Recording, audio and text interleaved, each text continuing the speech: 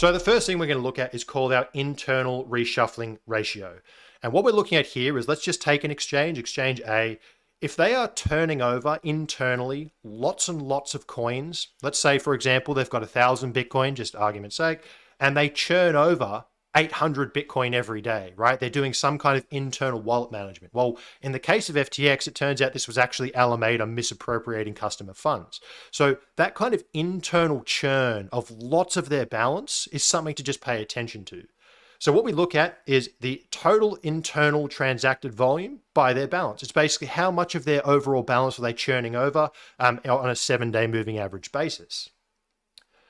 So if we look at and we're going to look at this from 4 different assets. In all of these metrics, we're going to look at Binance top left, Coinbase top right, FTX bottom left, and Huobi bottom right.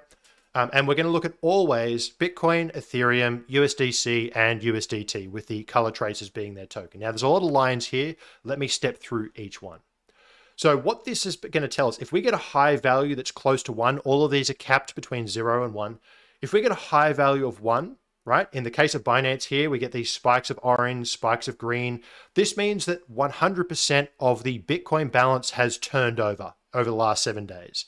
Likewise, here we're getting lots of turnover of Tether. If we get a low value, basically means that it's a very small percentage is turning over. Now, if we look at the FTX case, their Bitcoin balance was essentially churning for a period of about 14 months. They were spending more than their entire balance over and over and over again internally. And this turns out it was actually Alameda misappropriating funds. So we're looking for that kind of strange behavior. So let's go top to left. Let's start with Binance. You can see that typically speaking, we get churn on a couple of assets, typically around volatility, big sell-offs, large market rallies.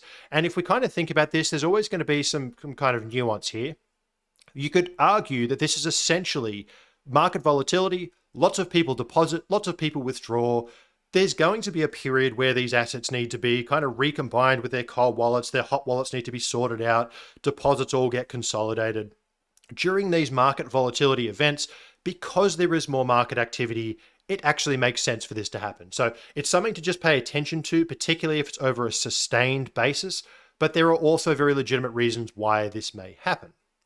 Now, if we look at Coinbase, we can see there's very, very little going on except for USDC. And then we go, okay, well, Circle and Coinbase have a partnership. Coinbase is a primary onboarding venue for USDC. So in many ways, what we're seeing here is that internal churn is very, very likely going to be part of that partnership. It's essentially USDC on and offboarding. So in that instance, it actually does make quite a bit of sense.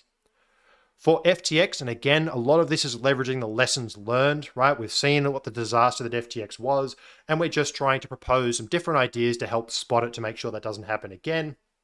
If we look at it from the case of FTX, they were churning their entire Bitcoin balance for about 14 months, and note how it stops when the exchange stops, because the coins were gone, right? This is just a very unfortunate reality, but gives us something to pay attention to moving forward.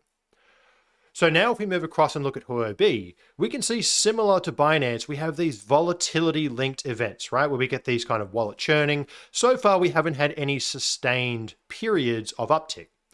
However, what we will note is that it's a little bit more elevated over recent months. We've just seen a few more, as not just Bitcoin, we're seeing it across a couple of assets.